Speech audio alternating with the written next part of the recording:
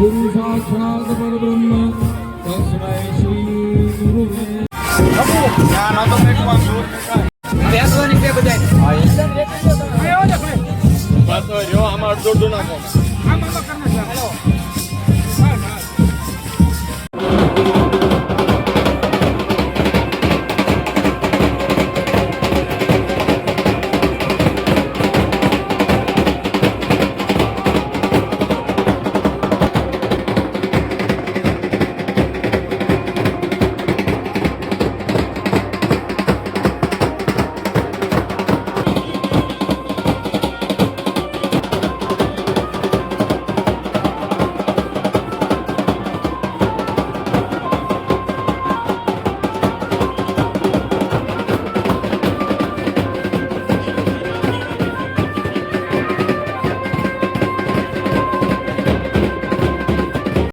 આ સંતોનો આપ આવકાર કરો અને એનું સ્વાગત કરો।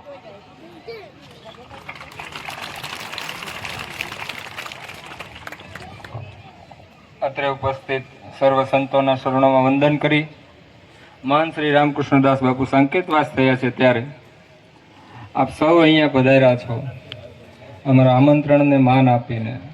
ખાસ કરીને રામ મનોહરદાસ બાપુ આપણે જે તરેડી નજીક ભેસલા હનુમાનની જગ્યાના મહંત છે તેમના માર્ગદર્શન નીચે આપણે જે કાર્ય કરી રહ્યા છે ત્યારે સુંદરદાસ બાપુ જગદીશદાસ બાપુ આપણને જે માર્ગદર્શન આપ્યું છે અને માર્ગદર્શનને લીધે આપણે આ કાર્ય પૂરું કરી શક્યા છીએ ત્યારે અને ખાસ કરીને જે સ્વયંસેવકો અહીંયા છેલ્લા 13 દિવસથી જે મહેનત કરી છે આ જે પ્રસંગ આપણે બાપુનો આજે ઉજવી રહ્યા છે આ ખરેખર એક વાલાવાવ ગામ અને તરેડી ગામ માટે મોટો અવસર છે સાહેબ। ધ્રુવ ભટ્ટી એક મને પંક્તિ યાદ આવે છે કે કોઈ મને રસ્તે મળે અને પછી પૂછે કે કેમ છે, આપણે તો કહીએ કે કુદરતની રેમ છે। અને ખરેખર આ પ્રસંગ આજે ઉજવી રહ્યા છીએ ને આ સાધુ સંતો અહીંયા આપણી વચ્ચે ઉપસ્થિત થયા છે આ ધરતી પવિત્ર થઈ છે। એક પવિત્ર આત્મા અહીંથી ગયો છે અને એ પવિત્ર આત્માના ભંડારા નિમિત્તે ઉપસ્થિત થયા છે ત્યારે હું સર્વ વાલાવાવ અને તરેડીના સ્વયંસેવકો વતી એ બધાને આવકારું છું। ઉપસ્થિત છે આપણે બધા તાળીઓના ગડગડાટથી બાપુને વધાવીએ જેના માર્ગદર્શન નીચે આ બધું કાર્ય થઈ રહ્યું છે। બીજું પૂજ્યપાદ જગદીશદાસ બાપુ વાઘનગરથી અહીંયા આપને માર્ગદર્શન આપી રહ્યા છે, એના દર્શન પણ આપણે કરી રહ્યા છે। તો ભાઈઓમાંથી તાળી કેમ આવતી નથી વાલા વધાર્યા છે એમના માટે પણ આપણે તાળીઓ અને એને પ્રણામ કરીએ।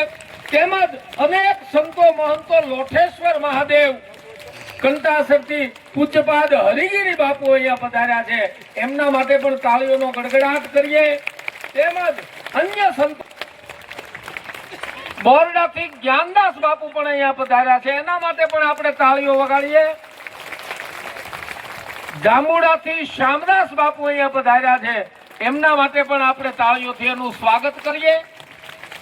તેમજ અન્ય સંતો એટલે એમના માટે પણ અને ઉપરાંતના અનેક સંતો માતાજી અનેક બધા બેઠા છે, કેટલાના નામ લેવા જાવ તો એ સમય એમાં જ નીકળી જાય। એટલે બધા જ સંતોને પ્રણામ કરીને બધા સંતો વચ્ચે જોરદાર તાળીઓથી બધા સંતોનું આપણે સ્વાગત કરીએ।